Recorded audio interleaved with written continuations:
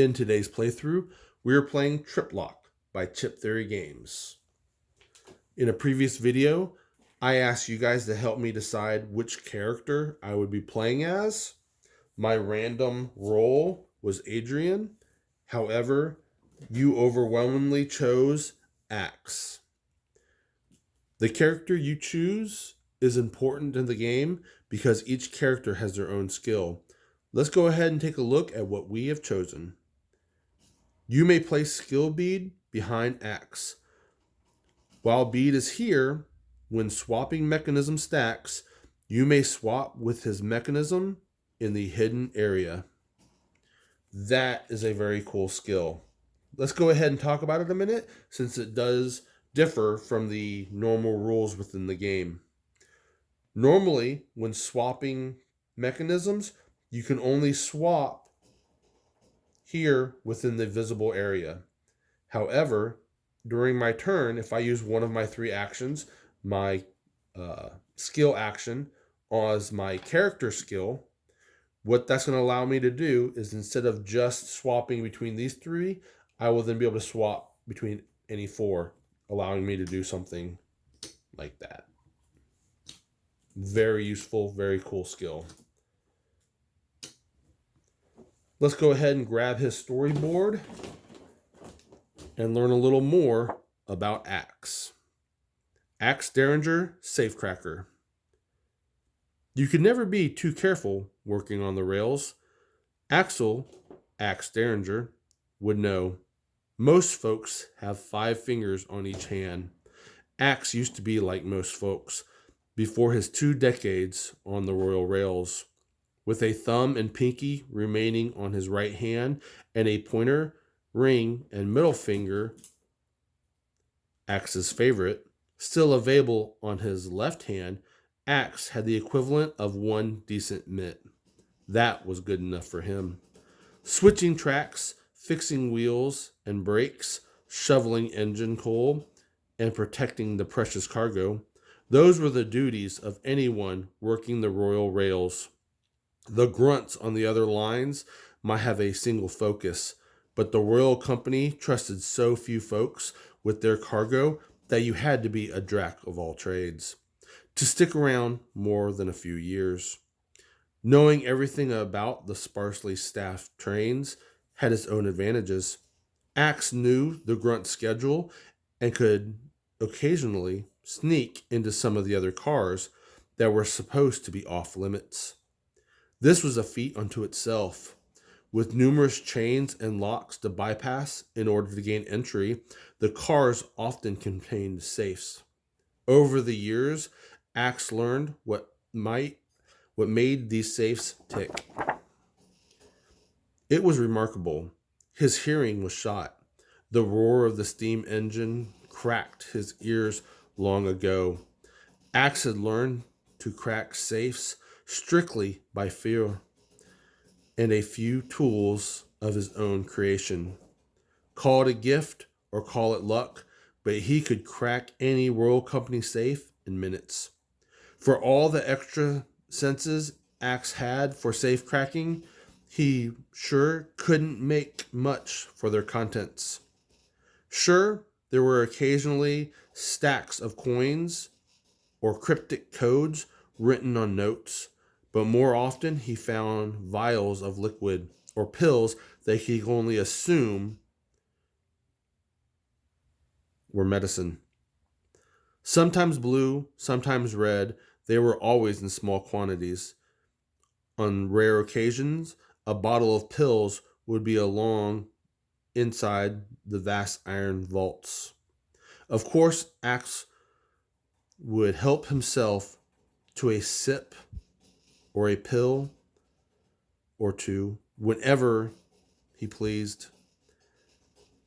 If it was good enough for the royals, it was good enough for Axe. And while he didn't notice any benefits from his experimentation, he didn't notice any ill effects either. In fact, he felt at the top of his game. Axe assumed he'd be found out eventually, but nobody suspects the mostly deaf guy, especially one who's missing half his fingers. While making his way through the cars one night, he noticed a small locked box on top of one of the safes. A time and a location glistened gold embossed on the bottom. He knew the address well, an unkept extension of the train station. The time was concerning. 2 a.m. was not the time to be near the trains, but he didn't scare. Axe Derrenger, he figured the worst that could happen was losing another finger. Very cool. So now let's get into the station, room 1.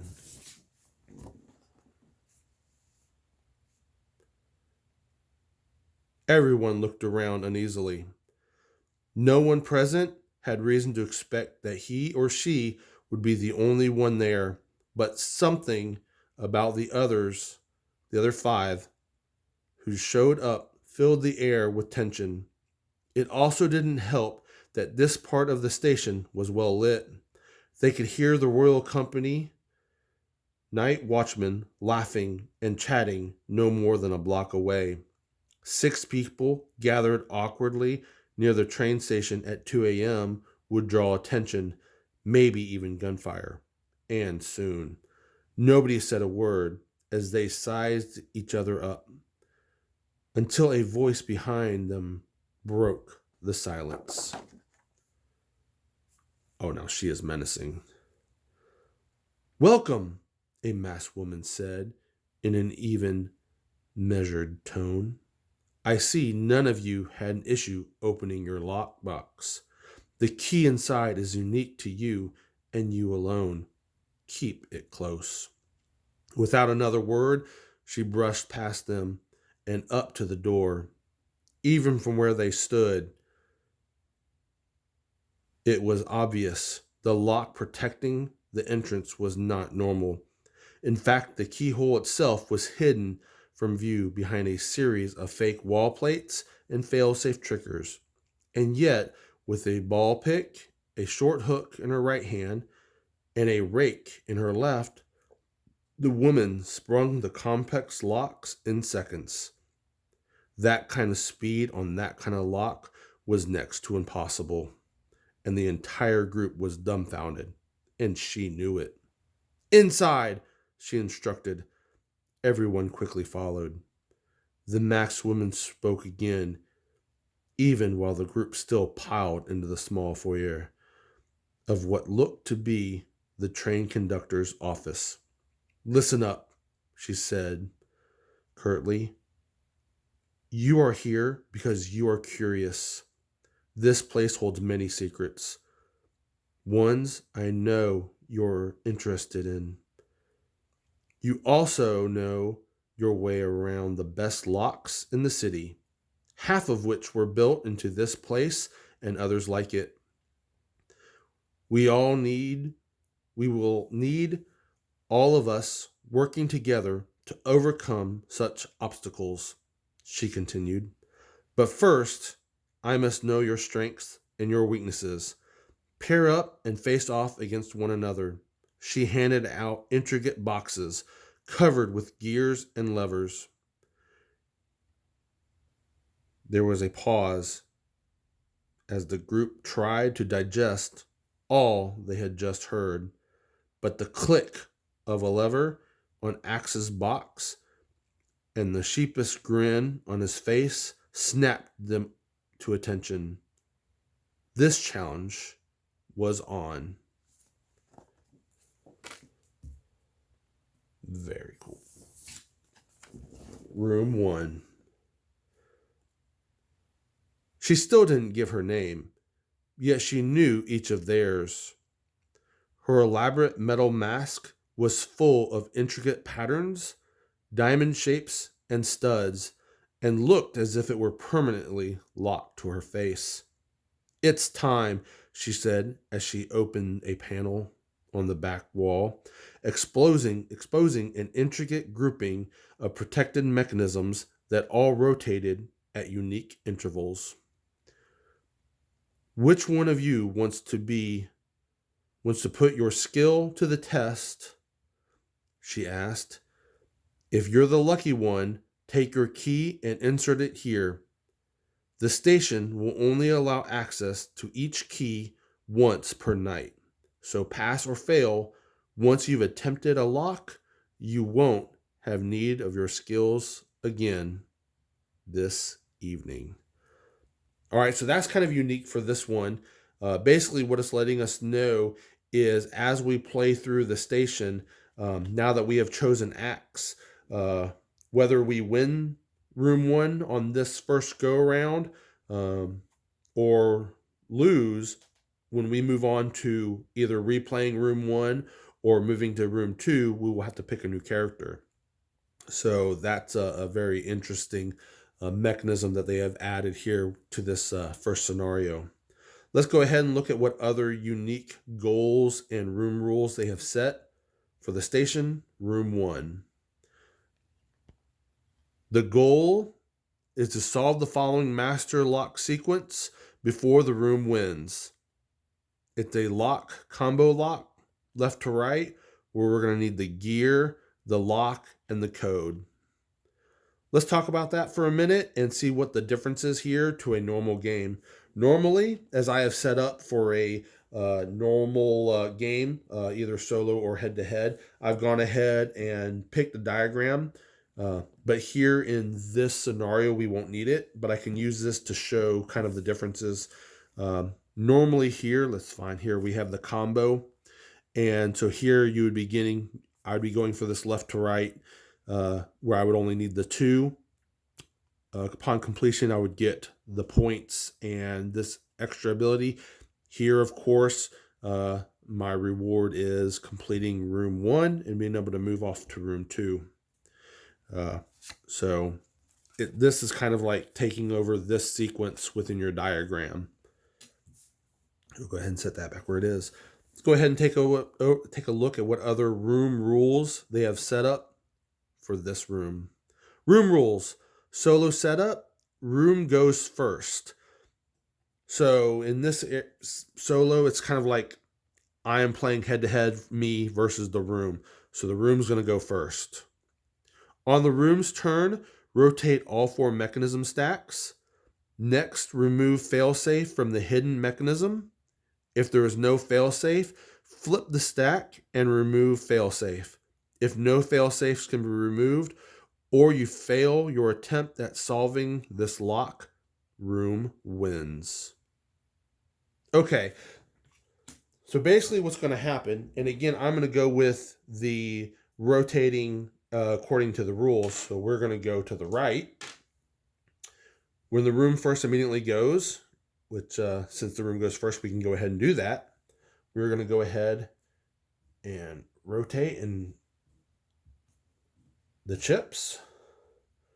Those are the mechanism stacks. Next, we're going to reveal the first failsafe.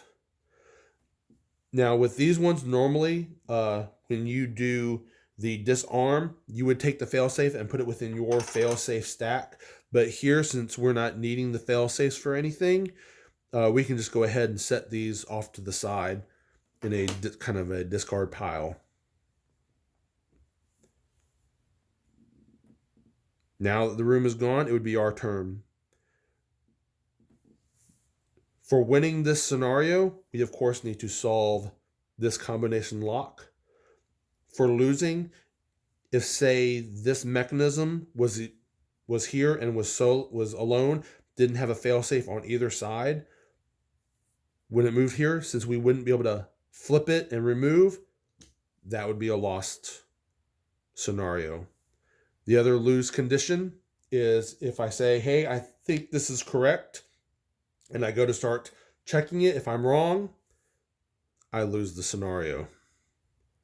So let's go ahead with our turn. Remember, we have 3 different actions we can do. We have the roll, we have the skill, and we have the solve diagram. Of course, here it wouldn't be solve diagram, it'd be solve room, because the diagrams aren't used in this room. We're going to go ahead and roll, do our first action for the roll action. Again, remember these can be done in any order. So if I wanted, I could have done my skill first. All right, within here we have the disarm and the flip. Now, what the disarm will allow us to do is allow us to take off one of those fail safes, put it in our fail safe stack. Here we go. Where are you? There you are. Disarm, and we would draw a new diagram. Again, we're not using the diagram, so that part of it we would still do it because it's part of the rules. You must do all sequences, but it really wouldn't be used here within the scenario. Our next one is the flip, which again would mean we would just take a stack and flip it.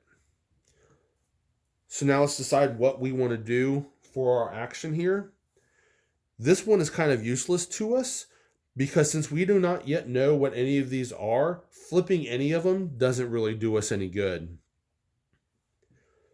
We could disarm them, but we have to decide, is this the best action that we can do at this given moment? Because what we could do is sacrifice both die, since we know we don't need this one, sacrifice both and pick any of the actions. And that's what I think I'm going to do. Because what's going to happen is on the next turn of the room, everything's going to shift. This is going to come over here. So I'm going to figure out what this one is. So then I'm going to know this one and this one. So if I peek at these two, I'm basically going to know what every single stack has. So let's go ahead and start, and we're going to go ahead and peek here. And normally we'd also be able to see what fail-safe type this is. But again, in this scenario, we're not really worried about the fail-safes. So we're just going to go ahead and peek. Here we have the code. We can see within our goal, what we're looking for is the gear and the code. So we're doing pretty good right now. We already know where a couple of the mechanisms that we need are. So we're going to try to make sure we can remember this. Unknown, code, unknown, gear. Let's stick that there. Now we're going to go ahead and peek at our next. And we have the pull. Again, this tells us a whole lot, because now that we've seen that this is the pull, we now know that the push is on its opposite side, and that the pull and the push are not one of the three that we need. So since we know that the code is here, the gear is here, the levers and padlock must be here. We don't know which side it is, but we at least know what it is. One of the other kind of unique things, looking at this scenario, the way we're currently playing it out, is the fact that, let's see,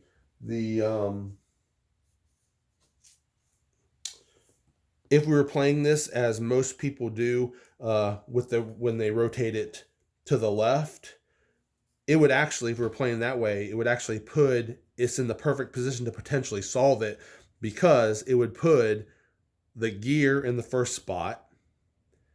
It would put this unknown, we don't know which one it is, but at least we know that the keypad and the levers would be in the second, and the code would be here.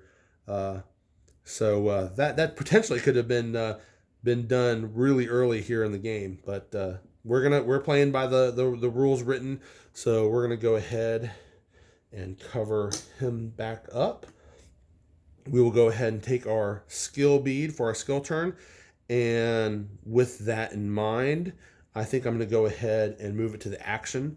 So on my next turn, I will be able to have an additional action. Once again, for the skills, our other options would have been here with points.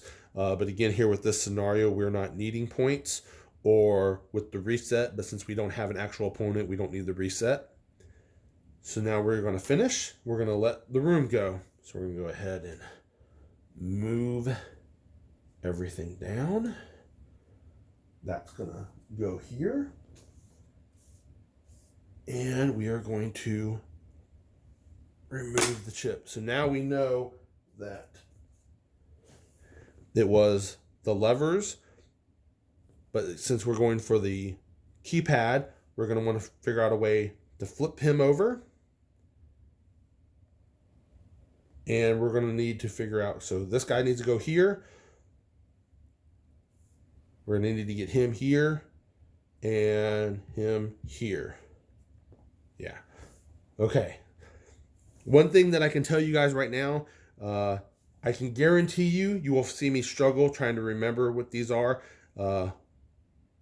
Don't let that discourage you. It is a little easier when playing just by yourself.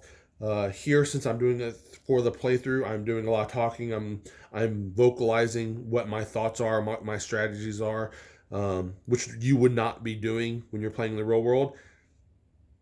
It is much harder playing on camera.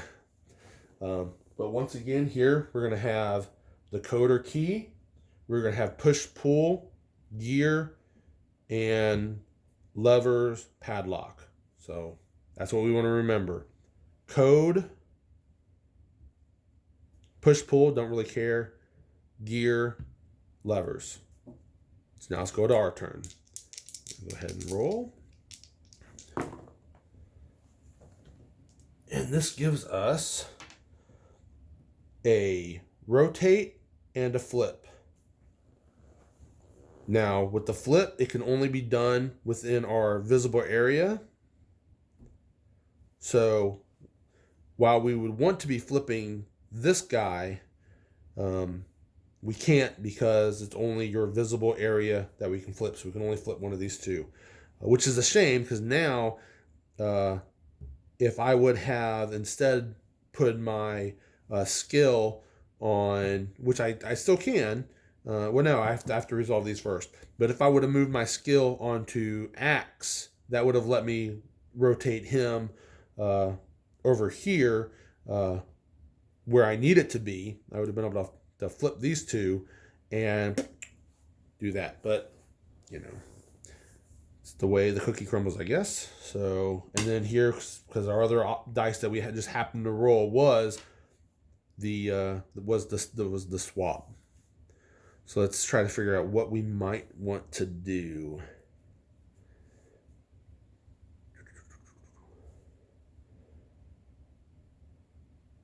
So this is the one we do not care about. So if we moved him here, it's going to go over to the hidden slot, which is going to put what we want everywhere, but they're completely in the wrong order.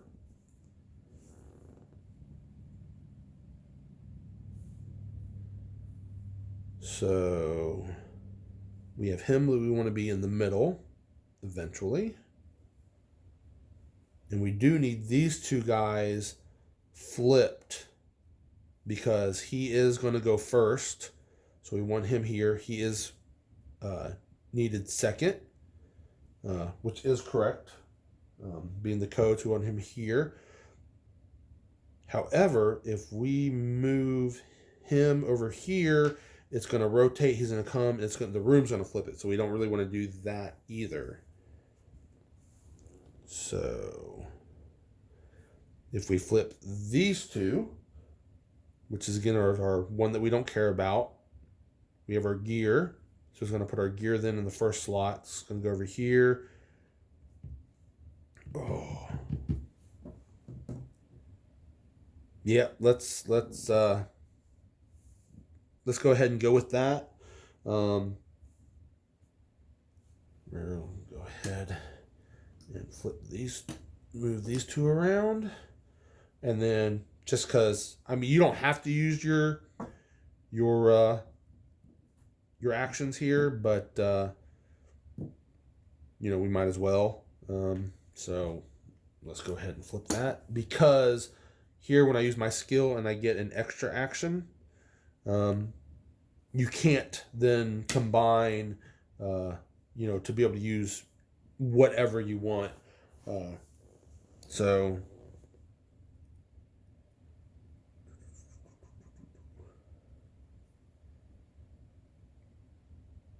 And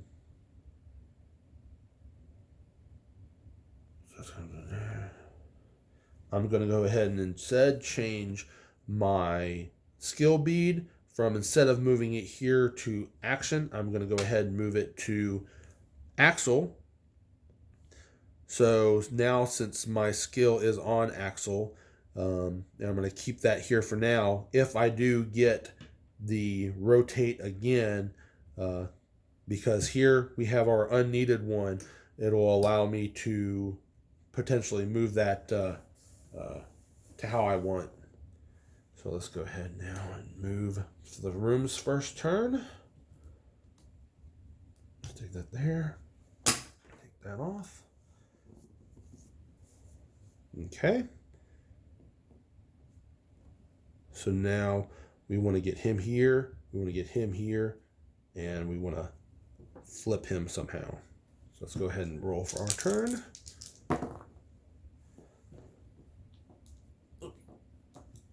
Here we go. We have the disarm, and we have the, here we go, the peak, rotate, so forth and so on. Well, I do not want to flip this one, so I don't really want to do this because, again, you have to do all of them. So we would be able to peek at it. We would then flip it and then shift them. Don't really want to do that. Don't really need to disarm or take a diagram because we know what everything is.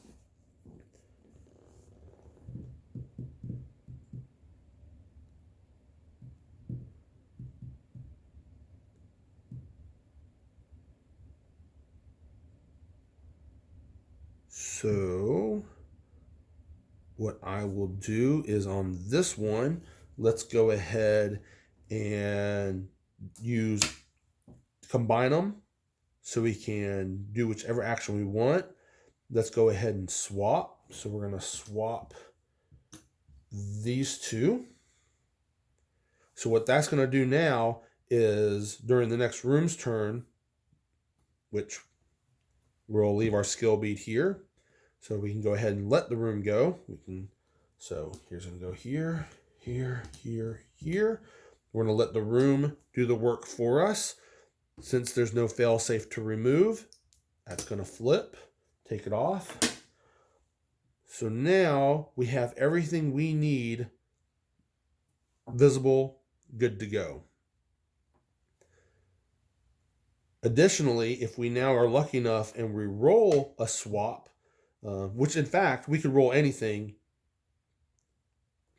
key them in, use the swap, use Axel's, and rotate these two. So let's go ahead and actually do this while we're talking. Okay, so what we got was the flip and the peak, rotate, peak, flip, rotate, which again we don't need to do. So we're going to combine these to use any action we want. We're going to go ahead and do the swap. We're going to go ahead and swap these two because Axe's ability lets us be able to swap within the hidden area. So now we have visibly exactly what we need for the room. We'll go ahead and leave our bead there. Let the room go. So now the room will go. Here, remove its fail-safe. So now it's our turn, and we will say, I want to solve the room. What we need is the gear, the lock, the code, and that's it. That is how we play TripLock by Chip Theory Games, Room 1. Hope you enjoyed. Hope this inspired you to go out and get yourself a copy. It is a whole lot of fun, especially when playing head-to-head, because while you're trying to maneuver your things around and get things going to solve your sequence, your opponent is doing the same thing. So here you're maybe moving them, shifting them off, and you're like, oh, I'm almost there and I'll be able to do something. And then all of a sudden on their turn, they shift it back on you and messed your whole thing up. Great game. One of my favorites for that whole memory aspect, for building on that skill. Lots of great story. Highly recommended. Hope you enjoyed, and you can look forward to our next playthrough where we move on to room 2. Once again, please feel free to help me choose how we go forward within this playthrough. Now that we've used Axe, we must pick a different character for room 2. So if you would, go ahead and help me pick. I will go ahead and do my randomization once again.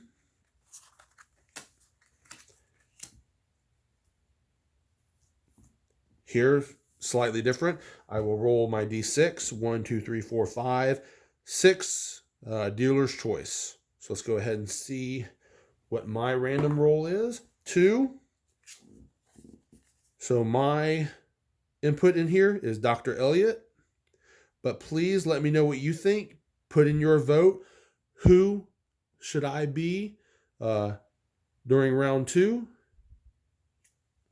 Whoever gets the most votes will be who I pick. Let's go ahead and I'll give you a chance to look at all the characters so you can take a look at each individual skill.